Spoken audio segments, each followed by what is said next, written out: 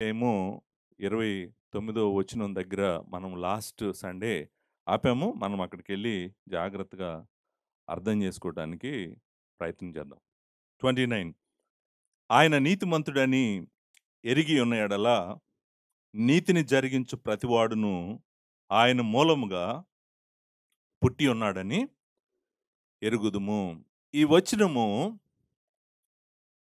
పై వచనానికి వివరణ ఇస్తుంది అని నేను చెప్పాను. పై వచనంలో వర్స్ 28లో ఆయన యందు మీరు నిలిచియుండుడి అనేటువంటి మాటను మనం చూసాము. అబైడ్ ఇన్ హిమ్ అనేటువంటిది వర్స్ 28లో చూసాము. ఆయన యందు నిలిచి ఉండటం అంటే ఏంటో 28వ వచనంలో నేను వివరించాను. ఆయన యందు నిలిచి ఉండటం అంటే ఏంటంటే, ఆయన ఎవరో తెలుసుకొని, ఆయనను గూర్చిన అతి శ్రేష్టమైన జ్ఞానము సంపాదించుకొని, ఆయనను నమ్మి ఆయనతో ఉండటమే ఆయనలో నిలిచి ఉండటం అని చెప్పాను. రెండవ ఆస్పెక్ట్ ఏం చెప్పానంటే, ఆయన యందు నిలిచి ఉండటం అంటే, ఆయన పరిశుద్ధుడైనట్లుగా మనము కూడా పరిశుద్ధులుగా ఉండటము అనేటువంటిది చెప్పాను.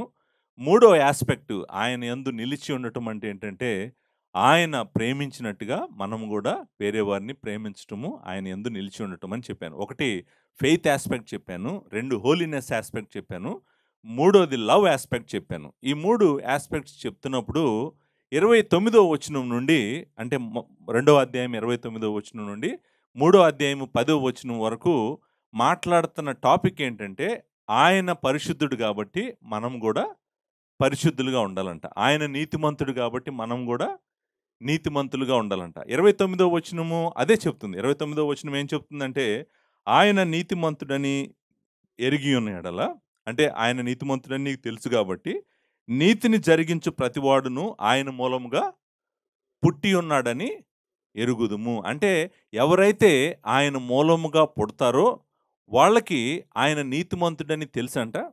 అంతేకాదు, ఆయన నీతిమంతుడని తెలియటం మాత్రమే కాదు, ఆయన నీతిమంతుడైనట్లు వారు కూడా నీతిమంతులుగా ఉంటారంట. సో నేను లాస్ట్ సండే ఏం చేశానంటే, ఆయన మూలముగా పుట్టటం అంటే ఏంటి? ఆయన మూలంగా పుట్టిన వారికే ఆయన నీతిమంతుడని తెలుస్తది.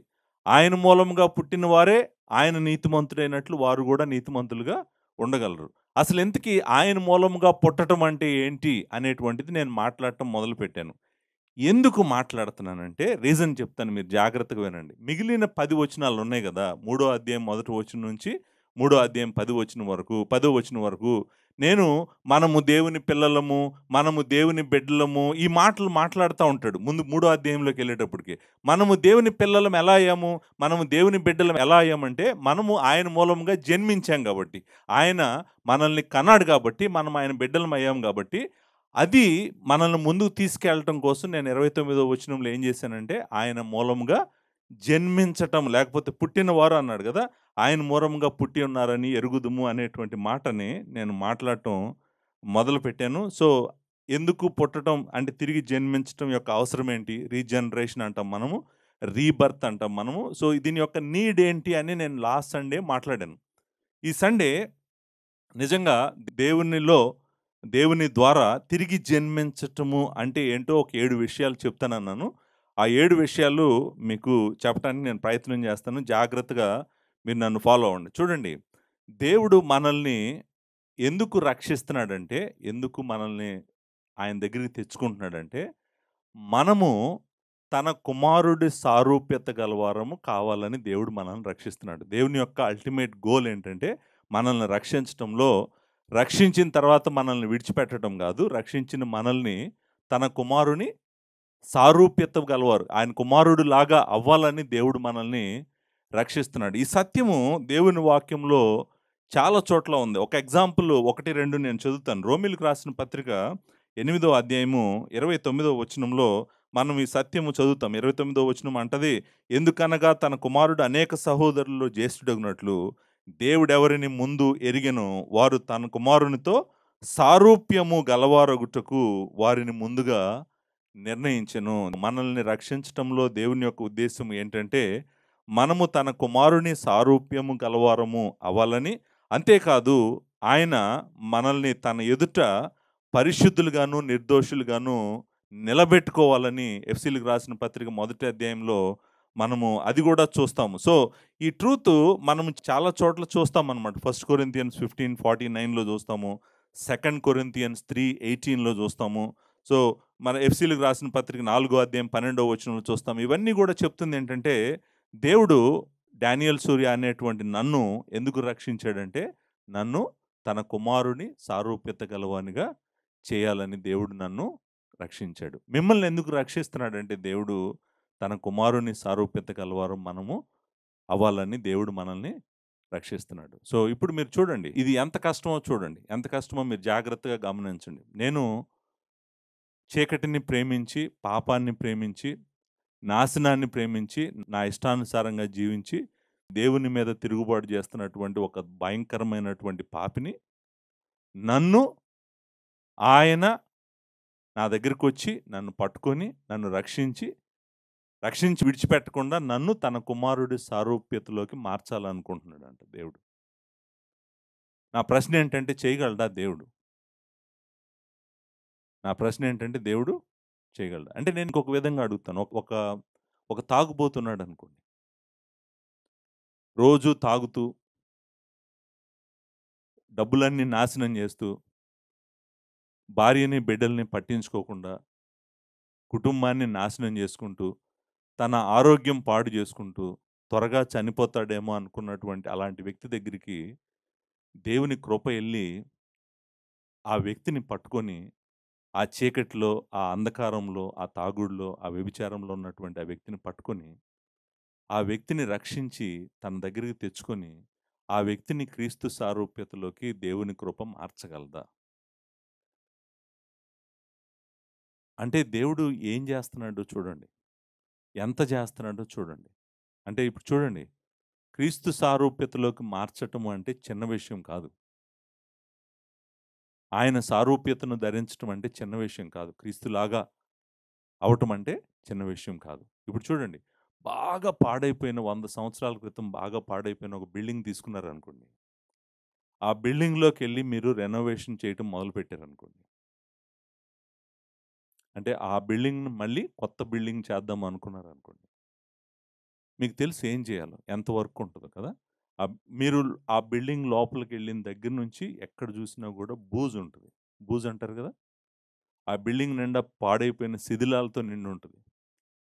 అలాంటి బిల్డింగ్‌ని మీరు జాగ్రత్తగా లోపలికెళ్ళి మొత్తం అంతా శుభ్రం చేసి, ఎక్కడెక్కడ డ్యామేజ్ ఉందో మొత్తం కనుక్కొని, స్ట్రక్చరల్ ఇంటిగ్రిటీ ఏంటో కనుక్కొని, ఆ బిల్డింగ్‌ని అంతా రెనోవేట్ చేసి, ఒక బ్రాండ్ న్యూగా చేయాలనుకోండి.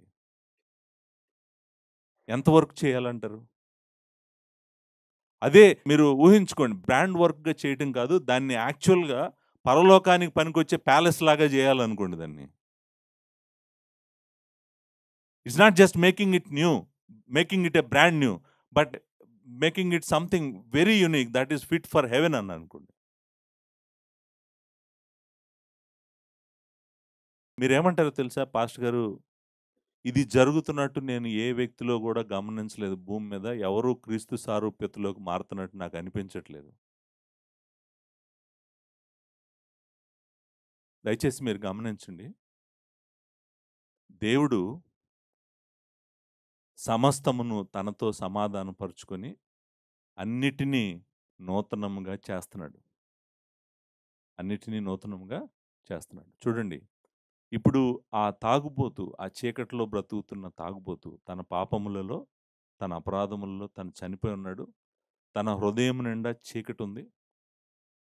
తన మనసుకున్న మనోనేత్రాలకు ఈ యుగ సంబంధమైన దేవత గుడ్డితనం కలుగజేసింది.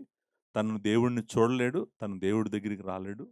తను ఏమీ చేయలేడు. అలాంటి వ్యక్తి ఎలా క్రీస్తు సారూప్యతను ధరించుకుంటాడు? ఏం జరగాలి ఆ లోపల? ఆ వ్యక్తి లోపల ఏం జరిగితే దేవుడి దగ్గరికి వస్తాడు? దేవుని కుమారుడు స్వరూప్యంలోకి మారతాడు? ఏం జరగాలి? స్టెప్ బై స్టెప్ మీరు ఇప్పుడు చూడండి. మీరు పాడైపోయిన బిల్డింగ్ దగ్గరికెళ్లారనుకోండి. ఆ బిల్డింగ్ లోపలికెళ్ళగానే ముందు అసలు అంతా చీకటుందనుకోండి. ముందు లైట్లు అరేంజ్ చేసుకుంటారు. అరేంజ్ చేసుకుంటారో చేసుకోరు. ముందు లోపలికెళ్ళాలంటే చీకటిలో ఎళ్ళలేరు గదా! సో, అంటే మీరు స్టెప్ బై స్టెప్ దాన్ని రెనోవేషను మొదలుపెట్టాలి. అలాగే దేవుడు గూడా ఈ పాపిని, భయంకరమైనటువంటి పాపిని, చనిపోయినటువంటి పాపిని, నాశనానికి వెళ్తున్నటువంటి పాపిని, చీకటితో నిండున్నటువంటి ఈ పాపిని ఆయన దగ్గరికి ఎలా తెచ్చుకుంటున్నాడో, ఆ తెచ్చుకోవటంలో ఫస్ట్ స్టెప్ ఏంటో చెప్పమంటారండి? దాన్నే మనము రీజనరేషన్ అంటాం. అంటే తిరిగి జన్మించటం అంటాం. నూతన జీవము అనేటువంటి మాట మనము వాడతాం గదా! Regeneration is the divine impartation of eternal life into the spiritually dead sinner. దాది డెఫినేషన్. మనము అంటే రీజనరేషన్ అంటే ఏంటంటే, అంటే ఒక చనిపోయినటువంటి, ఆత్మీయంగా చనిపోయినటువంటి ఒక పాపిలోకి జీవమును దేవుడు ఇవ్వటమే, జీవాన్ని పంపించటమే, నిత్య జీవాన్ని పంపించటమే మనము తిరిగి జన్మించటము అని అంటాము. సో, తిరిగి జన్మించటంలో దేవుడు మనకు ఏమేమి ఇస్తున్నాడో నేను 7 చెప్తానన్నాను. నేను రెఫరెన్సెస్ అన్నీ చదవలేను. కానీ నేను రెఫరెన్సెస్ చెప్పుకుంటూ వెళ్తాను. మీరు వాటిని టైం ఉన్నప్పుడు దయచేసి కూర్చొని పర్సనల్‌గా స్టడీ చేయండి. ఈ మెసేజ్‌ని పర్సనల్‌గా స్టడీ చేయటానికి ప్రయత్నం చేయాలని నేను మిమ్మల్ని కోరుతున్నాను. సో, ఇప్పుడు చూడండి, మీరు ఊహించుకోండి, ఇప్పుడు ఆ భయంకరమైన తాగుబోతునైనా ఊహించుకోండి. లేకపోతే నేను గూడా అలాంటి జీవితంలో ఉన్నప్పుడే దేవుడు నన్ను కనికరించాడు. నా దగ్గరికొచ్చాడు. నన్ను రక్షించాడు. నాకు జీవం ఇచ్చాడు. నన్నైనా ఊహించుకోండి, లేకపోతే మిమ్మల్నైనా ఊహించుకోండి. దేవుడు ఏం చేస్తున్నాడో మీరు స్టెప్ బై స్టెప్ గమనించండి. చూడండి, దేవుడు ఫస్ట్ స్టెప్ ఏం చేస్తాడో తెలుసా అండి? మనల్ని ఆయన వైపు తిప్పుకోవటానికి మొట్టమొదట ఆయన ఆయన ఇచ్చేటువంటిది ఏంటంటే జీవమే. ఆయన ఇచ్చేదేంటి? జీవం. జీవము అంటే తెలుసు కదా! లైఫ్. లాస్ట్ సండే చెప్పాను. మన అపరాధముల్లో, పాపముల్లో మనము చనిపోయి ఉన్నాం. చనిపోయి ఉన్న వ్యక్తికి ఏం కావాలి? జీవం కావాలి. సో, ఫస్ట్ షాట్ మనం దేవుడు ఏం చేయాలి? మన లోపల జీవాన్ని ఇవ్వాలి. చూడండి, నా లోపల జీవం లేదండి. దేవుని జీవం లేదు. అందుకనే నేను పాపంలో బ్రతుకుతున్నాను. నా ఇష్టానుసారంగా బ్రతుకుతున్నాను. మొట్టమొదట దేవుడు నాకొచ్చి జీవం ఇచ్చాడనుకోండి. చూడండి, నా లోపల 2 భాగాలున్నాయి కదా! ఒకటి శరీరం ఉంది, 2 సోల్ ఉంది. ఆత్మ ఉంది, 2 శరీరం ఉంది. ఈ 2 కలిసే ఉన్నాయి. మనం చాలా సార్లు ఏమనుకుంటామంటే, అది వేరు, ఇది వేరు అని అనుకుంటాము. అది వేరు, ఇది వేరు గాదు. ఈ 2 కలిసే ఉండాలనే దేవుడు మనల్ని సృజించాడు. మరలా పునరుద్ధానంలో గూడా మన ఆత్మ దేవుని దగ్గరికి వెళ్ళినప్పటికీ, మన శరీరం సమాధిలోకెళ్ళినప్పటికి మళ్ళీ పునరుద్ధానంలో ఈ 2 ఏమవుతున్నాయి? కలుస్తున్నాయి. అంటే ఈ 2 కలిసి ఉండాలనే దేవుడు కోరుకుంటున్నాడు. సో, ఆయన మనలో తన కుమారుడు సారూప్యతలోకి తీసుకురావడం కోసం ఆయన ఎక్కడ మొదలు పెడుతున్నాడంటే పని స్టార్ట్ అవుతుంది ఎక్కడంటే, లోపల స్టార్ట్ చేస్తున్నాడు. లోపల ఎక్కడ స్టార్ట్ చేస్తున్నాడు ఆయన? మొట్టమొదట చనిపోయినటువంటి నాకు ఏమిస్తున్నాడు ఆయన ఫస్ట్ స్టెప్‌లో? జీవాన్ని ఇస్తున్నాడు. సో, జీవం ఇవ్వగానే నేను చనిపోయేంత ముందు పడిపోయినటువంటి ఒక శవాన్ని ఆయన బ్రతికిస్తున్నాడు. బ్రతికించటాన్నే మనము తిరిగి జన్మించటం అంటాము. లేకపోతే రీజనరేషన్ అనేటువంటి మాట వాడుతున్నాం గదా! అదేంటంటే మొట్టమొదట ఆయన మనకు జీవము ఇస్తాడు అనేటువంటిది మనం చూడాలి. సో, రీబర్త్‌లో ఫస్ట్ పాయింట్ నేను చెప్పాలనుకుందేంటంటే, న్యూ బర్త్‌లో అంటే ఇక్కడ 29లో ఏముందంటే, ఆయన మూలముగా పుట్టామని ఉంది కదా! కాబట్టి ఆయన మూలముగా పుట్టటంలో దేవుడు ఏమేం చేస్తున్నాడు నా లోపల అనేటువంటిది మొట్టమొదటిది. ఆయన మనకు ఏమిస్తానన్నాడు? జీవం ఇస్తానన్నాడు. ఎఫిషియన్స్ చాప్టర్ 2లో మనము ఈ సత్యాన్ని చూస్తాం. ఆయన ఏమంటాడంటే, మీరు మీ అపరాధాల్లో, మీ పాపాల్లో మీరు చనిపోయి ఉన్నారు. చనిపోయినప్పుడు ఆయన మనల్ని ఏం చేశాడంట? 2వ అధ్యాయం 1వ వచనంలో, ఆయన మిమ్మును క్రీస్తుతో కూడా బ్రతికించెను అని ఉంటది. బ్రతికించడం అంటే ఏంటి? చనిపోయిన వారికి ఏం కావాలి? జీవము. జీవం వచ్చినప్పుడు ఏమవుతుంది మనకి? బ్రతుకుతాం. బ్రతకడంతో మొదలవుతుందనమాట. సో, దేవుడు మనల్ని బ్రతికిస్తా ఉన్నాడు. ప్రభువు కూడా అన్నాడు కదా! నేనే జీవం అన్నాడు. ఆయన ఏమన్నాడు? నేనే జీవం అన్నాడు. సో, ఎవరైతే ఆయన దగ్గరికి వస్తారో, ఆయన దగ్గరికి వచ్చినప్పుడు ఆయన మొట్టమొదట చేసేది ఏంటి మన జీవితంలో? నన్ను రెస్టోర్ చేస్తున్నాడు. నన్ను మన దేవుని కుమారుడు సారూప్యతలోకి మార్చడంలో ఫస్ట్ స్టెప్ ఆయన ఏం చేస్తున్నాడు? నాకేమిస్తున్నాడు? నాలోకి జీవాన్ని పంపిస్తున్నారు. మీరు ఊహించుకోండి. అంటే జీవము, లైఫ్ అనేటువంటి ఒక ఇంజెక్షన్ నా లోపలికి పంపిస్తున్నాడు. ఏమని పంపిస్తున్నాడు? ఒక ఒక ఒక ఒక ఇంజెక్షన్ నాకిస్తున్నాడు లోపలికి. ఆ ఇంజెక్షన్‌లో ఏముంది? లైఫ్ ఉంది. ఆ లైఫ్ లోపలికెళ్ళగానే చనిపోయిన నేను ఒక్కసారిగా భమ్! ఒక్కసారి లైఫ్ వచ్చేసింది నాలోకి. ఏమొచ్చింది నాలోకి? లైఫ్ వచ్చేసింది. లైఫ్ వచ్చేయగానే వెంటనే మార్పు మొదలైపోతుంది నాలో. ఏమని మార్పు మొదలైపోతుందో తెలుసా? ఓహ్! లైఫ్ రాగానే జీసస్ క్రైస్ట్‌ని చూడటం మొదలుపెట్టి మొత్తం అంటే లోపల ఆ లైఫ్‌తో పాటు వెలుగు వరుసన చెప్తాను నాన్న. ఆ 7 ఏమేమి ఇస్తాడో అది రాగానే వెంటనే నేను స్పందించడం మొదలుపెడుతున్నాను. దేవుడిని చూడటం, సువార్తను చూడటం, దేవుని కుమారుడిని చూడటం, సిలువను చూడటం, ఆయన మహిమను చూడటం ఇవన్నీ కనపడుతున్నాయి. ఇంతకుముందు చచ్చిపోయాను నేను. నాకు కనిపించలేదు అవేమి గూడా. నా ఎదురుగా సిలువ గురించి ఎన్ని సార్లు సువార్త చెప్పినా, దేవుని గురించి చెప్పినా నేను స్పందించలేదు ఇంతకుముందు. Now I am responding because I have life. నాకు లైఫ్ రాగానే నెక్స్ట్ లైఫ్‌తో పాటు దేవుడు లోపల ఉన్నటువంటి నా సోల్‌ని ఎలా ముందు బాగు చేస్తున్నాడో చెప్తున్నాను నేను. మీరు లోపల బాగు చేస్తున్నాడనుకోండి, నా చెయ్యి మారుతది, నా కళ్ళు మారుతాయి, నా థింకింగ్ మారుతది, అన్నీ మారుతాయనమాట. లోపల ఆయన రీజనరేట్ చేయడం మొదలుపెట్టాడు. మొట్టమొదట ఆయన నాకు లైఫ్ ఇచ్చాడనమాట. 1 పేతురు మొదటి అధ్యాయము 3వ వచనంలో గూడా ఈ మాట చక్కటి మాట ఉందనమాట. ఆయన మనలను జన్మింపజేశాడంట. దేంట్లోకి జన్మింపజేశాడంట? మొదటి అధ్యాయం 3వ వచనంలో మన ప్రభువు యేసుక్రీస్తు తండ్రి అయిన దేవుడు స్తుతించబడును గాక. మృతులలో నుండి యేసుక్రీస్తు లేచుట వలన జీవము అనే మాట ఉంది. జీవముతో కూడిన నిరీక్షణ మనకు కలుగునట్లుగా ఆయన అక్షయమైనది, నిర్మలమైనది, వాడబారనిదైన స్వాస్థ్యం మనకు కలుగునట్లు ఆయన తన విశేష కనికరం చొప్పున మనలను మరలా జన్మించటం వల్ల ఏం జరిగింది అక్కడ మనకి? జీవము అనే మాట ఉంది. జీవము, లైఫ్. జీవముతో కూడినటువంటి నిరీక్షణ అనేటువంటి మాటని మనము అక్కడ చూస్తామన్నమాట. సో, కాబట్టి మనము దేవుడు మొట్టమొదట మనకిచ్చేది జీవము. మొదటి అధ్యాయము అదే పత్రిక, మొదటి అధ్యాయం 22వ వచనంలో, మీరు క్షయబీజము నుండి కాక శాశ్వతమగు జీవము గల దేవుని వాక్యం మూలముగా అక్షయ భుజం నుండి పుట్టింపబడిన వారు. పుట్టించడం అంటే ఏంటి? జన్మించడం, తిరిగి జన్మించడమే కదా. సో, దేని నుంచి తిరిగి జన్మించాం మనము? జీవము గల దేవుని వాక్యం. ఈ వాక్యము ఏం చేస్తుంది? జీవమిస్తుంది. జీవమిచ్చేటువంటిది. సో, మొట్టమొదటి స్టెప్ దేవుడు మనకి ఏం చేశాడంటే జీవమిచ్చాడు. నాలోకి లైఫ్ వచ్చింది. ఇంతకుముందు లైఫ్ లేదు. లైఫ్ రాగానే మొట్టమొదట అన్నీ కనపడతాయి. అసలు గాస్పెల్ కనపడుతుంది, జీసస్ క్రైస్ట్ కనపడతాడు, సిలువ కనపడుతుంది, నరకం కనపడుతుంది, తీర్పు కనపడుతుంది. అంతకుముందు కనపడలేదు. అంతకుముందు అతని లోపల లైఫ్ లేదు కాబట్టి ఎన్నిసార్లు అతని ముందు మీరు సిలువ గురించి మాట్లాడినా కూడా ఇంట్రెస్ట్ చూపించేవాడు కాదు. ఇప్పుడు ఏం చేస్తున్నాడు? సడన్గా ఇంట్రెస్ట్ చూపిస్తున్నాడు. బైబిల్ స్టడీ అంటే బైబిల్ పట్టుకుంటున్నాడు. బైబిల్ పట్టుకొని ఇప్పుడు తాగుబోతూ అటు వెళ్ళాలి కదా, బైబిల్ పట్టుకొని ఇటు ఎందుకు వస్తున్నాడు అంటే లోపల ఏమొచ్చింది? ఇప్పుడు జీవం వచ్చింది కాబట్టి ఇటు వస్తున్నాడు అనమాట. అందుకని ఇటు వస్తున్నాడు. సో, న్యూ బర్త్లో ఏం జరుగుతుందంటే అంత డ్రాస్టికల్ చేంజ్ ఒక వ్యక్తిలో ఎందుకు కలుగుతుందంటే లోపల దేవుడు జీవమును ఇచ్చాడు కాబట్టి. నంబర్ 2, రెండవది జీవం మాత్రమే కాదంట, దేవుని వాక్యం మరలా చెప్పేటువంటి సత్యం ఏంటంటే దేవుడు మనకు కొత్త హృదయాన్ని కూడా ఇస్తున్నాడంట. ఏమిస్తున్నాడు? New heart. New birth involves new life, first point. Number 2, new birth involves new heart. So, రెండో పాయింట్, న్యూ లైఫ్లో మనకు దేవుడు ఇస్తున్నటువంటిది ఏంటి? New heart. రాతి హృదయము తీసేసి మాంసపు హృదయం, అంటే కఠినమైన హృదయము తీసేసి, స్పందించని హృదయము తీసేసి, లెక్కజేయని హృదయము తీసేసి, మెత్తటి హృదయము దేవుడు ఇస్తున్నాడంట. ఆయన మాట పడగానే వెంటనే స్పందిస్తుందంట. ఇంతకుముందు ఆయన మాట కాదు, రాళ్లతో ఎన్నిసార్లు కొట్టినా కూడా గట్టిగా ఉండేది, ఏం మాట్లాడేవాడు కాదు. ఇప్పుడేంటి, ఒక్కసారి దేవుడు నేను ఇలా చేయమంటున్నాడు అన్నానంటే చాలు, బమ్, వెంటనే స్పందిస్తుందంటే అర్థం ఏంటి? ఆ హార్ట్ ఏమైంది ఇప్పుడు? రాతి హృదయం తీసేసి ఆయన మెత్తటి హృదయాన్ని ఇస్తాడండి. ఈ ప్రామిస్ నిజానికి న్యూ కవెనెంట్ ప్రామిస్. జెర్మయా 31 మనము చూస్తాము, అలాగే ఎజెకియల్ 36లో చూస్తాము.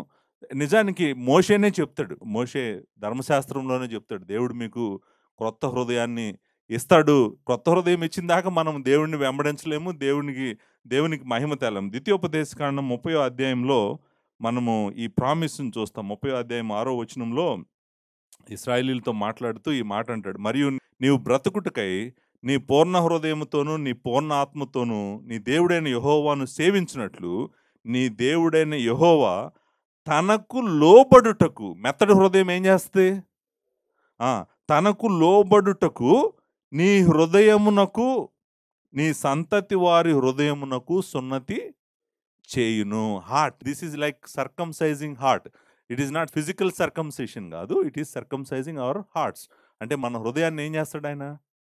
మన హృదయం యొక్క సున్నతి చేస్తాడంట ఆయన. చేతులతో కాని సున్నతి అనేది న్యూ టెస్ట్మెంట్ చెప్తుంది. మీరు కొలసీలకు రాసిన పత్రిక రండి.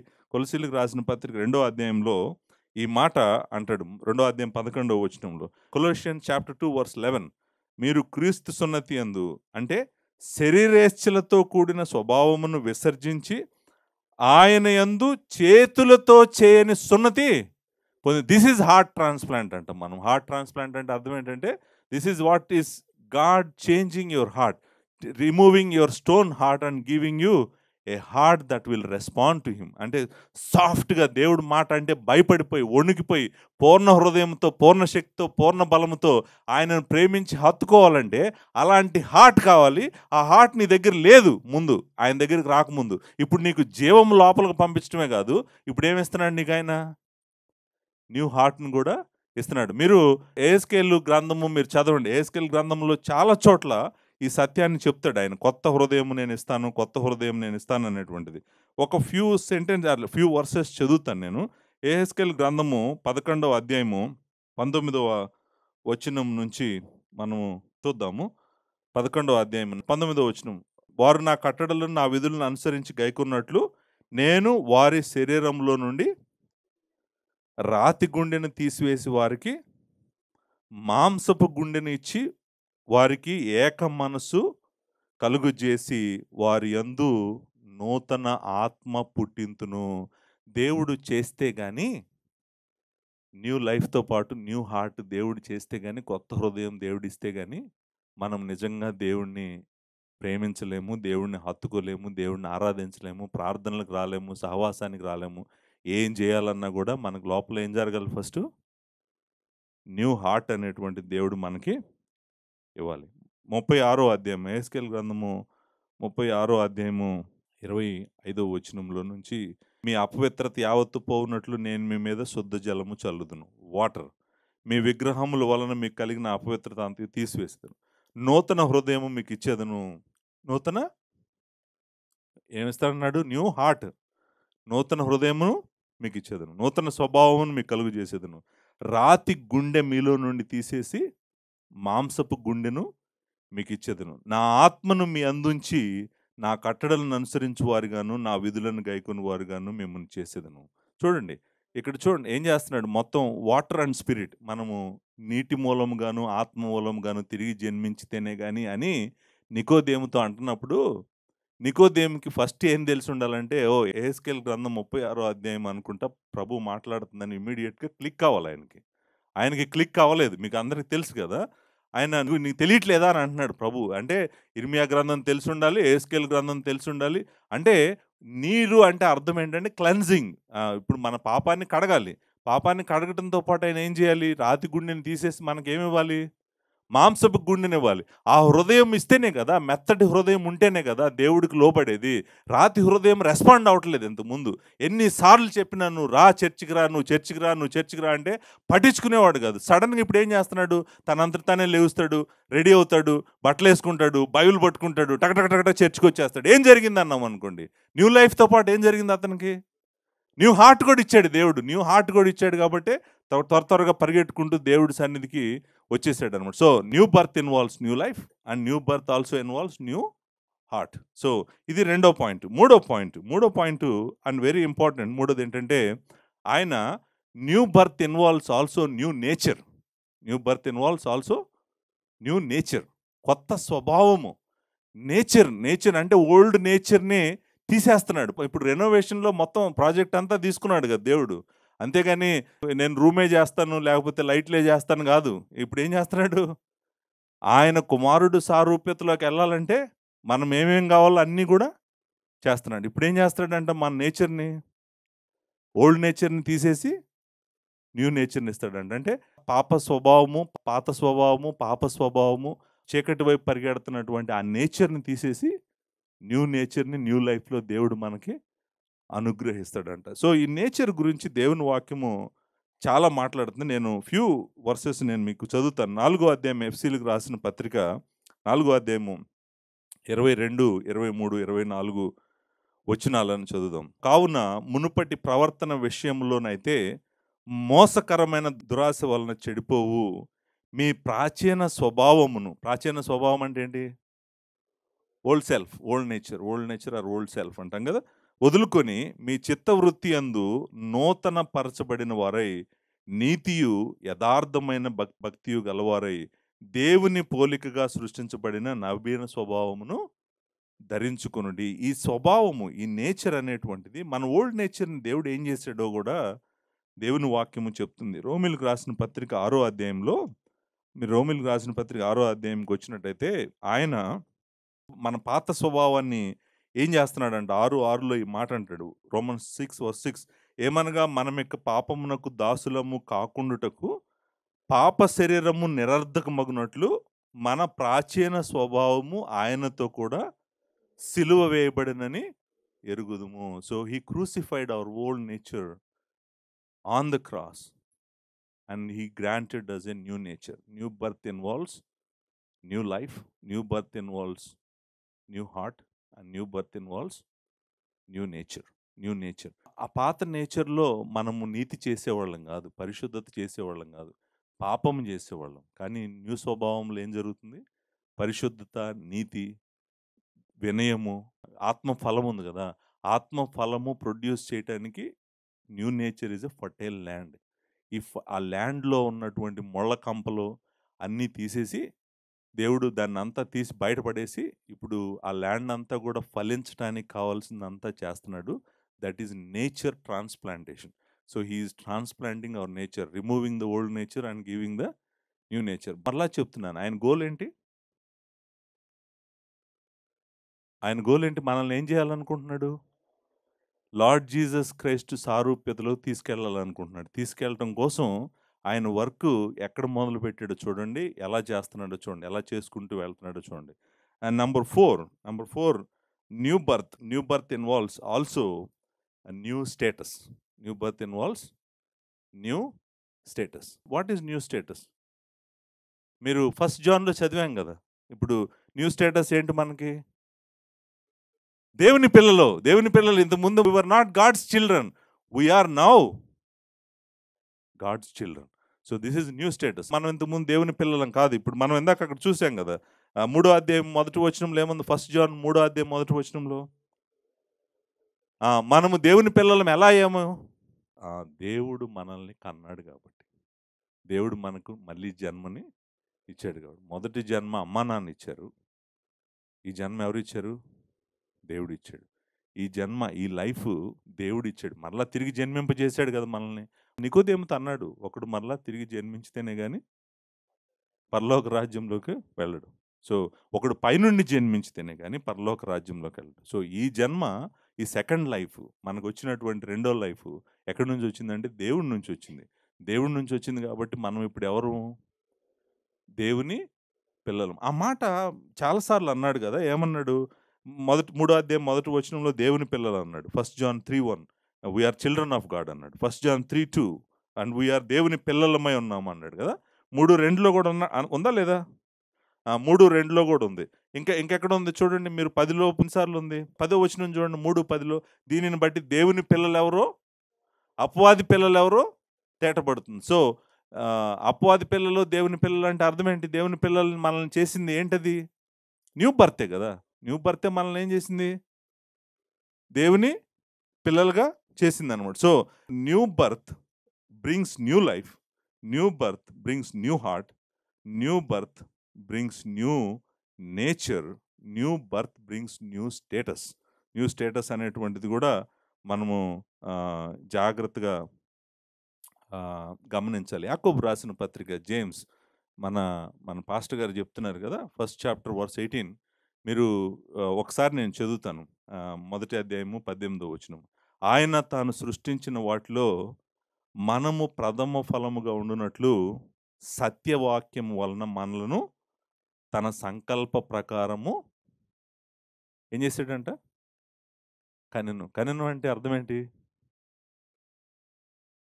కన్నాడు అంటే అర్థం ఏంటి? మనం ఆయన పిల్లలం ఎందుకు అయ్యాము? ఎలా అయ్యాము? ఆయన మనల్ని కన్నాడు. We are his children. మనలో ఉన్న లైఫ్ ఆయనది. సో ఇది number 4. And number 5, not only new status, we also have new hope. New life also involves new hope. గొప్ప నిరీక్షణ. మనకి ఇంతకుముందు నిరీక్షణ ఏంటి? దేవుడి దగ్గరికి రాకముందు, న్యూ లైఫ్ లేకముందు మన నిరీక్షణ ఏం లేదు మనకి. నిరీక్షణ లేని జనం మనం. కానీ దేవుడిలోకి వచ్చినప్పుడు దేవుడు మనకు ఏమిచ్చాడంటే గొప్ప నిరీక్షణ, జీవముతో కూడినటువంటి నిరీక్షణ. ఫస్ట్ పీటర్లో ఈ మాట మనం ఆల్రెడీ చదివాము, బట్ నేను ఒకసారి మరలా చదువుతాను. ఫస్ట్ పీటర్ 1:3లో అంటాడు కదా, ఆయన క్రీస్తు లేచుట వలన, యేసుక్రీస్తు తిరిగి లేచుట వలన జీవముతో కూడిన నిరీక్షణ అనే మాట ఉంది. So new life gives a new hope. ఆ న్యూ హోప్ అనేటువంటి దాన్ని టైటస్లో పాలు చాలాసార్లు మాట్లాడతాడు, రిపీటెడ్గా మాట్లాడతాడు. So we have new hope, we have new hope, we have new hope or living hope. అంటే ఇటర్నల్ లైఫ్ను గురించినటువంటి లివింగ్ హోప్ ఉందనేటువంటి మాట తీతుకు రాసిన పత్రిక 1వ అధ్యాయం 1వ వచనంలో అంటాడు. నిత్య జీవమును గూర్చిన నిరీక్షణ అంటాడు. 3వ అధ్యాయము మనము 6వ వచనంలో కూడా అంటాడు, మనం ఆయన కృప వలన నీతిమంతులంగా తీర్చబడి నిత్య జీవమును గూర్చిన నిరీక్షణను బట్టి, సో దానికి వారసులగుటకై ఆ పరిశుద్ధ ఆత్మను మన రక్షకుడైన యేసుక్రీస్తు ద్వారా ఆయన మన మీద సమృద్ధిగా కృమ్మరించిన అంటాడు. ఇప్పుడు చూడండి, ఇక్కడ యాక్చువల్గా తీతుకు రాసిన పత్రిక 1వ అధ్యాయంలో ఆయన మనల్ని తన కుమారుడు సారూప్యతలోకి మార్చటానికి దేవుడు ఆయన వాడుకుంటున్నటువంటిది ఏంటంటే నిత్య జీవమును గురించిన నిరీక్షణ. నిత్య జీవమును గురించి నిరీక్షణ ఉన్నవాడే తనను తాను పరిశుద్ధుడిగా ఉంచుకుంటాడు. నిరీక్షణ ఉన్నవాడే దేవుని కోసం బ్రతుకుతాడు. So new life, new nature, new heart, new స్టేటస్తో పాటు ఆయన ఏమంటున్నాడంటే he is giving us a new hope. New hope is eternal life with God for ever అనేటువంటిది. ఆ హోప్ మనల్ని ఏం చేస్తుంది? మనల్ని ట్రాన్స్ఫార్మ్ చేస్తుంది, అంతే కదండి. మనల్ని పరిశుద్ధులుగా చేస్తుంది ఆ హోప్ లేదనుకోండి, మనకి ఆ హోప్ తీసుకొచ్చింది న్యూ బర్త్ అనమాట. New birth brought a new hope is eternal life to be with God for ever. ఎందుకంటే మనకి దేవుడు ఇచ్చిన లైఫ్ ఇటర్నల్ లైఫే కదా. మనకు ఫస్ట్ దేవుడు మనకి ఏ లైఫ్ ఇచ్చాడు? ఇటర్నల్ లైఫ్ ఇచ్చాడు. So new birth involves new life, new birth involves new heart, new birth involves new nature, new birth involves new status, and new birth involves new hope. And also new birth has new goal or new direction for your life. సో ఎందుకు ఈ మాట చెప్తున్నానంటే అండి, again మన goal ఏంటి? మనల్ని తిరిగి జన్మింపజేయడంలో దేవుడి యొక్క గోల్ ఏంటి? అల్టిమేట్ గోల్ ఏంటి? ఆయన సారూప్యత గలవారు కావాలి. రోమన్స్ 8:29 నేను చదివాను కదా. ఇప్పుడు రోమన్స్ 8:29 కొంచెంసేపు పక్కన పెడదాం. ఇక్కడికి రండి, మీరు 1 జాన్కి రండి, 1 జాన్ 3కి రండి. ఆయన యందు ఈ నిరీక్షణ పెట్టుకున్న ప్రతివాడును ఆయన పవిత్రుడైనట్లుగా తను తాను పవిత్రపరచుకున్నాడు. అంటే ఏంటి? న్యూ లైఫ్ మనకి న్యూ డైరెక్షన్ ఇచ్చింది. ఏ డైరెక్షన్ ఇచ్చిందంటే ఆయన పవిత్రుడు కాబట్టి నేను కూడా పవిత్రుడిగా ఉండాలి. ఆయన పరిశుద్ధుడు కాబట్టి నేను కూడా పరిశుద్ధుడిగా ఉండాలి. నిజానికి 129 నుంచి 310 వరకు 1 జాన్లో చెప్తుంది అదే పాయింట్. ఏంటంటే మీరు పాపం చేయకూడదు, ఆయన నీతిమంతుడు కాబట్టి మీరు కూడా నీతిమంతుడిగా ఉండాలి అని చెప్తున్నాడు. అట్లా మనము ఆయన నీతిమంతుడైనట్లు, ఆయన పరిశుద్ధుడైనట్టు నేను కూడా పరిశుద్ధుడిగా నీతిమంతుడిగా ఉన్నాను అనుకోండి, ఏం జరుగుతుందంటే నేను ఆయన సారూప్యతలోకి మారిపోతూ ఉంటాను. So this is new objective, new goal, new direction. మన లైఫ్కి మొత్తం కూడా న్యూ లైఫ్ ఏమిచ్చింది మనకి? న్యూ డైరెక్షన్ కూడా మనకి ఇచ్చింది. అది రోమన్స్ 8:29లో చూసాము. ఆయన కుమారుడు సారూప్యతలోకి మనల్ని మార్చాలనుకుంటున్నాడు. ఇక్కడ కూడా అదే అంటున్నాడు. చూడండి 3:2లో ఏముంది? ప్రియులారా, ఇప్పుడు మనము దేవుని పిల్లలమే ఉన్నాం. మనం ఇక మీదట ఏమవుదుమో అది ఇంకా ప్రత్యక్షపరచబడలేదు. కానీ ఆయన ప్రత్యక్షమైనప్పుడు ఆయన ఉన్నట్లుగానే ఆయనను చూతుము గనుక ఆయనను పోలి ఉందుమని ఎరుగుదుము. అంటే ఏంటి? మనం ఆయనలాగా అవుతామనే చెప్తున్నాడు దేవుని వాక్యం. నిన్ను దేవుని కుమారుడు సారూప్యతలో తీసుకొచ్చేంత వరకు కూడా దేవుడు సైలెంట్గా ఏమి ఉండట్లేదు. He is working on you and he will confirm you to the image of his son. ఇప్పుడు చూడండి, అన్ని మారుస్తున్నాడు లోపల. అంటే రెనోవేషన్ ప్రాజెక్టు చాలా ఎక్స్టెన్సివ్ స్కేల్లో చేస్తున్నాడు. ఎక్స్టెన్సివ్ స్కేల్లో చేస్తూ తన కుమారుడు సారూప్యతలోకి మనల్ని తీసుకెళ్ళిపోతా ఉన్నాడు. సో దీన్ని మనము లాస్ట్ పాయింట్, నేను అనుకుంటాను 6 పాయింట్స్ చెప్పినట్టున్నాను. Last point, new birth involves also new creation. So ఈ న్యూ క్రియేషన్ అంటే కొత్త సృష్టి అంటారు కదా. ఆయన మనల్ని నూతనముగా సృష్టిస్తున్నాడు, నూతనమైనటువంటి సృష్టిగా ఆయన మనల్ని చేస్తున్నాడు అనేటువంటిది మనము చాలాసార్లు చూస్తాము. మీరు గలేషియన్స్ చాప్టర్ 6 వర్స్ 15 ఒకసారి చదవండి. 2 వచనాలే నేను చదువుతాను. చదివిన తర్వాత మనము ఎండ్ అయిపోయింది. మనం లార్డ్స్ టేబుల్‌కి వెళ్దాము. ఇక్కడ గలేషియన్స్ చాప్టర్ 6 వర్స్ 15లో ఒక మాట అంటాడు. "క్రొత్త సృష్టి పొందుటయే గాని సున్నతి పొందుట యందేమియు లేదు. పొందకపోవుట యందు ఏమీ లేదు." అల్టిమేట్‌లీ మనల్ని నూతన సృష్టిగా దేవుడు చేస్తున్నాడు. సృష్టిని గూడా నూతనంగా చేయబోతున్నాడు. అది ఇంకొక పాయింట్. ఆ పాయింట్ నేనిక్కడ మాట్లాడట్లేదు గానీ, ఆయన సృష్టిని గూడా కొత్తగా చేయబోతున్నాడు. కానీ మన విషయంలో అంటాడు, 2 కొరింథీయులకు రాసిన పత్రిక 5వ అధ్యాయం 17వ వచనంలో, "కాగా ఎవడైనను క్రీస్తు యేసునందున్న యెడల వాడు నూతన సృష్టి. పాతవి గతించిన ఇదిగో సమస్తము క్రొత్తవాయెను." సో, అంటే ఆయన ఏం చేస్తున్నాడు? మనల్ని న్యూ క్రియేషన్‌గా చేస్తున్నాడు. సో, మనల్ని నూతనంగా చేస్తున్నాడు కదా! ఆయన ఎక్కడి నుంచి మొదలుపెట్టాడు? లైఫ్ దగ్గర మొదలుపెట్టాడు. హార్ట్ దగ్గరికెళ్ళాడు. నేచర్ దగ్గరికెళ్ళాడు. మనల్ని స్టేటస్ దగ్గరికి తీసుకొచ్చాడు. హోప్ దగ్గరికి తీసుకెళ్ళాడు. ఆ తర్వాత మనకి న్యూ డైరెక్షన్, న్యూ గమ్యం ఇచ్చాడు. ఆఖరికి ఏమంటున్నాడు? I'm making you new. Entirely or wholly new. ఇప్పుడు చూడండి, న్యూ క్రియేషన్, నూతన సృష్టి అంటాం కదా! నూతన సృష్టిగా మనల్ని చేస్తున్నాడు. నూతన సృష్టిగా చేస్తున్నప్పుడు దేవుని యొక్క ఉద్దేశ్యం ఏంటో మీరు జాగ్రత్తగా గమనించండి. మీరు బాడీని అంటే బయటికి కనపడుతున్నటువంటి ఇప్పుడు నా చేతులు, నా కళ్ళు, నా తల, బాడీ ఉంది కదా! నా ఆలోచన ఇదంతా కూడా డ్రైవ్ చేసే ఇవే. లైఫు, హార్టు, మన విల్లు, మన ఎమోషన్సు వీటన్నిటిని కూడా దేవుడు ఏం చేస్తున్నాడు బేసికల్‌గా నన్ను లోపల మొత్తం మొత్తం రెన్యూ చేస్తున్నాడు. నన్ను నూతనంగా చేస్తున్నాడు లోపల. లోపల నేను మారుతా ఉన్నాననుకోండి, లోపల మారుతా ఉండి, బయట మారకపోవడానికి ఏం లేదు. ఎందుకంటే బయట శరీరాన్ని డ్రైవ్ చేస్తుంది ఎవరు? అవునా కదా? ఇప్పుడు నా నిర్ణయాలను డ్రైవ్ చేస్తుంది ఎవరు? లోపల ఉన్నటువంటి నా ఆత్మే కదా! నా ఆత్మ లోపల మొత్తం కంప్లీట్‌గా న్యూగా క్రియేట్ చేస్తున్నాడనుకోండి, ఏమవుతది నా నిర్ణయాలు గూడా? ఇంతకుముందు నేను చర్చ్‌కొచ్చేవాడిని గాదు. ఇప్పుడు ఏం చేస్తున్నాను? చర్చ్‌కొస్తున్నాను. నా ఆత్మ వస్తుందా? నేను గూడా వస్తున్నాను. నా బాడీ గూడా వస్తుందా? బాడీ వస్తుందా లేదా? నా ఆత్మ ఏం చెప్తుంది? నువ్వు చర్చ్‌కెళ్ళాలి, బైబిల్ పట్టుకొని అని చెప్తుంది. నా శరీరం ఏం చేస్తుంది? శరీరాన్ని రెన్యూ చేస్తున్నాడా లేదా? మనమేమనుకుంటున్నామంటే, ఓహ్! లోపల బాగు చేస్తున్నాడు గానీ, దేవుడు బయట ఏం చేయట్లేదు అనుకుంటున్నాం. నిజానికి అది నిజం గాదు. ఇంతకుముందు నా కన్నులు మంచిగా ఉండేవి గాదు. ఇప్పుడేమవుతున్నాయి నా కన్నులు? పవిత్రంగా అవుతున్నాయి. ఇంతకుముందు నా కన్నులు పవిత్రంగా ఉండేవి గాదు. నా ఆలోచన పవిత్రంగా ఉండేది గాదు. నా చేతులు పవిత్రంగా ఉండేవి గాదు. నా నోరు పవిత్రంగా ఉండేది గాదు. ఏది పవిత్రంగా ఉండేది గాదు. ఇప్పుడు నా లోపల నన్ను మార్చడం ద్వారా బయటవన్నీ గూడా ఏమవుతున్నాయి? అన్నీ గూడా మార్చబడుతున్నాయి. దీన్నే మనం ఏమంటామంటే పవిత్రపరచబడటం, పరిశుద్ధులుగా అవటం అనేటువంటి. సో, లోపల నుంచి మన పని మొదలుపెట్టాడు దేవుడు. బయట గూడా నన్ను మారుస్తా ఉన్నాడు. కానీ ఇంకా మీరు గుర్తుపెట్టుకోండి. నేను దేవుని కుమారుడు సారూప్యతలోకి ఎళ్ళకుండా లాస్ట్ నన్ను ఆపుతున్నటువంటిది ఈ కేసింగ్. కేసింగ్ పాత బాడీయే గదా! లోపల ఉందంతా కొత్తదే. లోపల ఉందంతా కొత్తదే. కానీ కేసింగ్ ఏంటిది? పాతదే. అందుకే చాలా సార్లు నన్ను అడుగుతుంటారనమాట. పాస్టర్ గారు, క్రీస్తు సారూప్యతలోకి మారాలంటే అసలు నేను పాపం చేయకూడదు గదా! అలా ఎప్పుడొస్తాను నేను ఆ స్టేజ్‌కి ఎప్పుడొస్తాను? పాపము చేయకుండా ఉన్నటువంటి స్టేజ్‌కి ఎప్పుడొస్తానని అడుగుతారు గదా! నేను పాపం చేస్తానే ఉన్నాను. ఎందుకు చేస్తున్నాను? చేయకూడదు గదా! క్రీస్తు సారూప్యతలోకి మారుతున్నప్పుడు. అస్సలు చేయకుండా పాపం లేనివాడిగా పర్ఫెక్ట్‌గా అవ్వాలి కదా! అని అంటారు గదా! నువ్వు అది అవ్వలేవు.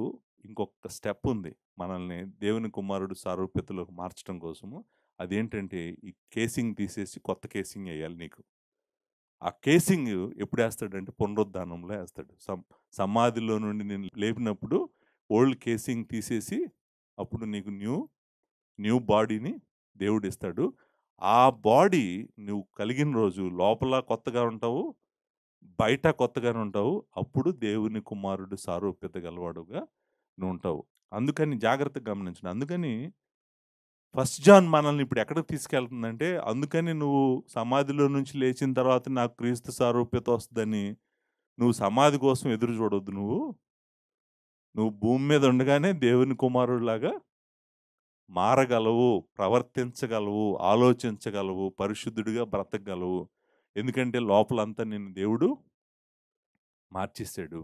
మార్చేసాడు. నువ్వు దేవుని బిడ్డవి. నువ్వు తిరిగి జన్మించావు. చూడండి, ఇప్పుడు నేను ఫస్ట్ జాన్ చెప్తుంటే మీకు అర్థమవుతుంది ఏం చెప్తున్నాను ఫస్ట్ జాన్. లేకపోతే మీకు ఇప్పుడు మీరు దేవుని పిల్లలు అన్నాను అనుకోండి, పాస్టర్ గారు దేవుని పిల్లలు ఎలా అయ్యామని మీరు ఎవరిని వచ్చి నన్ను అడిగారు అనుకోండి, మళ్ళీ నేను ఆడ కూర్చోబెట్టి మళ్ళీ ఈ మెసేజ్ చెప్పాలి.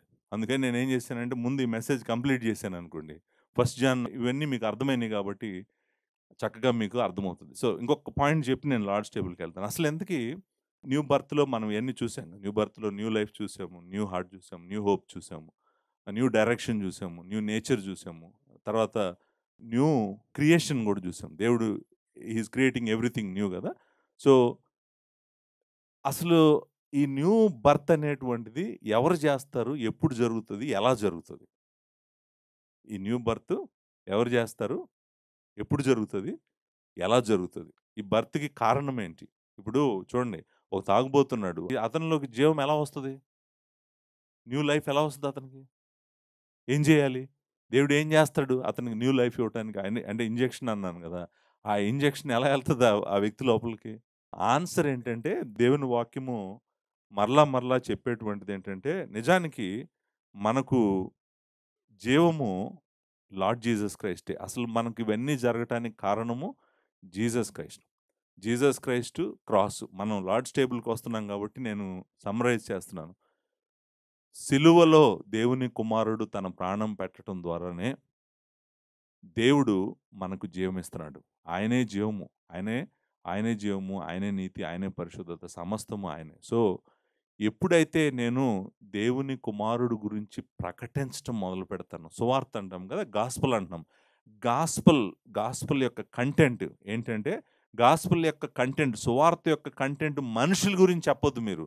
మనుషుల గురించి కాదు మీరు సువార్తలో చెప్పాల్సింది. సువార్తలో చెప్పాల్సిందేంటంటే, పరిశుద్ధుడైన దేవుడు పాపిని ఆయన దగ్గరికి తెచ్చుకోవడానికి ఆయనే మహిమను విడిచిపెట్టొచ్చాడని, ఆయనే మన కోసం సిలువలో మరణించాడని, ఆయనే తన ప్రాణం పెట్టాడని, మన పాపం ఆయన మీదకు తీసుకున్నాడని, ఆయన నీతిని మనకిస్తున్నాడని, మనం ఎప్పుడైతే సువార్త ప్రకటించడం మొదలు పెడతారో, మీరు సువార్త చెప్పటం మొదలు పెడతా ఉన్నప్పుడు, మీరు మాట్లాడుతున్న ఆ మాటల్ని తీసుకొని పరిశుద్ధాత్ముడు ఎళ్తాడు వాళ్ళ దగ్గరికి. పరిశుద్ధాత్ముడు ఎళ్లి, పరిశుద్ధాత్ముడు వాళ్ళకి జీవాన్ని అనుగ్రహిస్తాడు. పరిశుద్ధాత్ముడు జీవాన్ని అనుగ్రహిస్తాడు అని నేను తీతుకు రాసిన పత్రిక 3వ అధ్యాయంలో చెప్పబోతున్నాను. మీరు తీతు ఫాలో అవుతుంటే మీకు అంతా అర్థమవుతుందనమాట. ఓహ్! రీజనరేషన్‌లో దేవుడు ఆత్మ మూలముగా ఒకడు జన్మించితేనే గాని అంటే పరిశుద్ధాత్మ దేవుడు ఏం చేస్తున్నాడు? సిలువను గూర్చిన సువార్తను తీసుకొని ఆయన వెళ్ళి ఒక హృదయాన్ని పగలగొట్టి ఆ హృదయంలోకి జీవాన్ని తీసుకొచ్చి ఆ హృదయంలో మరలా తిరిగి జన్మింపజేస్తాడు. ఈ సత్యము మనకు న్యూ టెస్టమెంట్‌లో యోహాను సువార్త 3వ అధ్యాయంలో ఉంది. పరిశుద్ధాత్ముడు మనకు జీవమిస్తాడని. తీతుకు రాసిన పత్రిక 3వ అధ్యాయంలో ఉంది. మనము ఎటు ఎళ్ళినా ఉంది కానీ పరిశుద్ధాత్ముడు ఆ జీవం ఇవ్వటానికి కారణము సిలువ. Lord Jesus Christ. Lord Jesus Christ గురించినటువంటి సువార్తను మనం అందుకే ప్రకటించాలి. మనం ప్రకటిస్తున్నప్పుడు పరిశుద్ధాత్మ దేవుడు ఏం చేస్తాడంటే వాళ్ళకు జీవం ఇస్తాడు. మనుషులకు జీవం ఇచ్చి ఆయన వాళ్ళని రక్షించి ఆయన దగ్గరికి తెచ్చుకుంటాడు. అది న్యూ బర్త్ అంటే. చూడండి, ఒక వ్యక్తి తిరిగి జన్మించాడని మనకెలా తెలుస్తదంటే, చెయ్యి ఎత్తితే తెలీదు. చాలామంది చెయ్యి ఎత్తండి, ముందుకు రండి అంటారు గదా! కదా! విన్నారా ఎప్పుడన్నా? చెయ్యెత్తితే నీకు తెలీదు. ముందుకొస్తే గూడా నీకు తెలీదు. ఒక వ్యక్తి పరిశుద్ధాత్ముడి చేత తాకబడ్డాడని, అతనిలో జీవం వచ్చిందని మనకెలా తెలుసంటే 2 ఇండికేషన్స్ చెప్తాను మీకు. మొట్టమొదటి ఇండికేషన్ ఏంటంటే ఏడుస్తాడు. ఏడవటం అంటే లిటరల్‌గా ఏడవటం అని కాదు గానీ, తన హృదయం పగిలిపోద్ది. ఏంటంటే తన పాపపు స్థితి తనకు కనపడతది వెలుగులో. ఇంతకుముందు కనపడలేదు గదా! దీన్ని మనము పశ్చాత్తాపము అంటాం. ఏమంటాం దీన్ని మనం? పశ్చాత్తాపము. పశ్చాత్తాపడతాడు. బాగా అంటే తన పాపపు జీవితం అంతా గుర్తు చేసుకొని, నేనెంత దారుణంగా బతికానా? ఎంత చీకటిలో బతికానా? ఏంటి నా బతుకు? ఇన్ని పాపాలు చేశానా? దేవుడి మీద తిరుగుబాటు చేశానని కంటిన్యూగా ఏం చేస్తుంటాడు? పశ్చాత్తాపముతో కన్నీళ్ళు, కొంతమంది కన్నీటితో పశ్చాత్తాపం అనేటువంటిది వస్తది. పశ్చాత్తాపము వచ్చింది కాబట్టి తిరిగి జన్మించట్లేదు. తిరిగి జన్మించాడు కాబట్టి ఏమొస్తుంది? పశ్చాత్తాపం వస్తది ఆ వ్యక్తిలోకి. ఆ వ్యక్తిలో విపరీతమైన పశ్చాత్తాపం వస్తది. పశ్చాత్తాపంతో పాటు పశ్చాత్తాపంలో ఏం జరుగుతదంటే అతను పాపము నాకొద్దు అంటాడు. పశ్చాత్తాపంలో ఏమంటాడండి? పాపపు జీవితం నాకు వద్దు అంటాడు. దాన్ని పశ్చాత్తాపం అంటారు. ఇంకొకటి కూడా జరుగుతది. తిరిగి జన్మ వచ్చిన వాళ్ళలో. రెండోది ఏం జరుగుతదంటే, వాళ్ళు దేవుని యందు విశ్వాసం ఉంచుతారు. ఫెయిత్ ఇన్ గాడ్, విశ్వాసము ఉంచుతారు. అంటే విశ్వాసం ఉంచటంలో ఏం జరుగుతుందంటే, పశ్చాత్తాపంలో పాపం వద్దంటాడు, విశ్వాసంలో దేవుడు కావాలంటాడు. విశ్వాసంలో ఏమంటాడు? దేవుడు కావాలంటాడు. ఇది ఈ 2 ప్రూఫ్స్ అన్నమాట. ఈ 2 ప్రూఫ్స్ ఏంటంటే, దేవుని యందు విశ్వాసం ఉంచుతాడు తిరిగి జన్మించబడినటువంటి వ్యక్తి. అంతేకాదు, తిరిగి జన్మించిన వ్యక్తి పశ్చాత్తాపడతాడు. కన్నీళ్లతో ఏడుస్తూ బాధపడతాడు. నా జీవితం అంతా ఏంటి ఇలా అయిపోయిందని బాధపడతాడు. పశ్చాత్తాపము, విశ్వాసము ఎవరిలో అయితే మీరు చూస్తారో వారు తిరిగి జన్మించబడ్డారు. తిరిగి జన్మించటం అనేటువంటిది పశ్చాత్తాపం వలన, విశ్వాసం వలన రాదు. తిరిగి జన్మించబడిన వ్యక్తికి విశ్వాసము కలుగుతుంది. అంతేకాదు, పశ్చాత్తాపము కలుగుతుంది. చూడండి, తిరిగి జన్మించబడ్డారు కాబట్టి మనం నీతి క్రియలు చేస్తున్నాం. నీతి క్రియలు చేస్తున్నాం కాబట్టి తిరిగి జన్మించబడడం, రివర్స్ కాదు. సో లైక్ వైజ్ దయచేసి మీరు గుర్తుపెట్టుకోండి, ఈ 2 ప్రూఫ్స్. ఒక వ్యక్తి తిరిగి జన్మించాడు అని చెప్పడానికి ఈ 2 ప్రూఫ్స్ ఉంటాయి. మీ జీవితాలే మీరు పరీక్షించుకోండి ఒకసారి వెళ్ళి. దేవుడి దగ్గరికి రాకముందు మీరు ఎలా ఉండేవాళ్ళు? ఒకసారి మీకు తిరిగి జన్మించిన తర్వాత మీ జీవితంలో ఏం జరిగింది? మీరు చర్చికి రావడం మొదలుపెట్టారు. మీరు పశ్చాత్తాపడటం మొదలుపెట్టారు. మీరు దేవుని యందు విశ్వాసం ఉంచడం మొదలుపెట్టారు. మీరు మానక దేవుడి సన్నిధికి వస్తున్నారు. సో ఇవన్నీ మార్పులు జరగటానికి కారణం ఏంటంటే, పరిశుద్ధాత్ముడు సిలువను గూర్చిన సువార్తను తీసుకొని మీ దగ్గరికి వచ్చి మీకు నూతన జన్మను అనుగ్రహించాడు. కాబట్టే మీరు ఆయన బిడ్డలు అయ్యారు. సో ఇప్పుడు దేవుడు తన కుమారుడు సారూప్యతలోకి మనల్ని మార్చగలడా? మార్చగలడా? మారుస్తున్నాడా? మారుస్తున్నాడు. పని మొదలుపెట్టాడు ఆయన. ఆయన పని మొదలుపెట్టాడు. ఆయన పని యాక్టివ్‌గా చేస్తున్నాడు. ఆయన చూడండి, ఇప్పుడు ఇంకొకటి కూడా చెప్తాను. దేవుడిని నమ్ముకున్న బిడ్డలు పరిశుద్ధతలో ఎదగట్లేదనుకోండి, అంటే తన కుమారుడు సారూప్యతలోకి మనం మారట్లేదనుకోండి, ఏం చేస్తాడు దేవుడు? ఏం చేస్తాడో తెలుసా? బీటింగ్ మొదలవుతది. ఏంటి? ఏం చేస్తాడు? ఏం చేస్తాడు? ఆ! అసలు నువ్వెవరు? నువ్వెలా ఉండాలి? నువ్వెలా మాట్లాడాలి? నువ్వెలా ఆలోచించాలి? నువ్వెక్కడికెళ్ళాలి? దేవుడు తను ప్రేమించిన కుమారుడిని ఏం చేస్తాడు? కొడతాడు అంటే నా ఉద్దేశ్యం ఏం చేస్తాడంటే శిక్షిస్తాడు. శిక్షిస్తాడు. ఎందుకు శిక్షిస్తాడు? చూడండి, దేవుడు తన బిడ్డలనే శిక్షిస్తాడు. తన బిడ్డలు కాని వాళ్ళని వదిలేస్తాడు. భ్రష్టత్వానికి వదిలేస్తాడు. నాశనానికి వదిలేస్తాడు. తను తిరిగి జన్మింపజేసిన ఏ ఆత్మను కూడా ఆయన వదిలిపెట్టడు. గుర్తుపెట్టుకోండి. తను తిరిగి జన్మింపజేసిన ఏ ఆత్మను కూడా ఆయన విడిచిపెట్టడు. ఆయన ఏం చేస్తాడంటే, వాళ్ళు మారకపోతే క్రీస్తు సారూప్యతలోకి వాళ్ళని శిక్షిస్తాడు. ఎప్పటి వరకు శిక్షిస్తుంటాడు? ఆయన కుమారుడు సారూప్యతలోకి మారేంత వరకు మనల్ని శిక్షిస్తానే ఉంటాడు. శిక్షిస్తూ మనం తన కుమారుడు సారూప్యతలోకి మార్చుకుంటాడు. కానీ మనము 100% ఆయన కుమారుడు సారూప్యతలోకి ఈ పాత కేసింగ్‌లో ఉన్నంత కాలం మారలేము. ఈ కేసింగ్ తీసేసి న్యూ కేసింగ్, న్యూ బాడీ మనకు దేవుడిచ్చినప్పుడు సంపూర్ణంగా క్రీస్తు సారూప్యతలోకి మారతాం. సో ఇప్పుడు నెక్స్ట్ సండే 2:29 తిరిగి వద్దాం. ఇప్పుడు 2:29 నేను ఎక్స్‌ప్లెయిన్ చేస్తాను మీకు. అసలు 2:29లో ఏం జరుగుతుంది అనేటువంటిది. 3వ అధ్యాయం మొదటి వచనం నుంచి 10వ వచనం వరకు ఏం జరుగుతుంది అనేటువంటిది మీకు అర్థమవుతుంది. దేవుని విస్తారమైన కృప మీ అందరికీ తోడుగా ఉండాలని నేను కోరుకుంటా ఉన్నాను.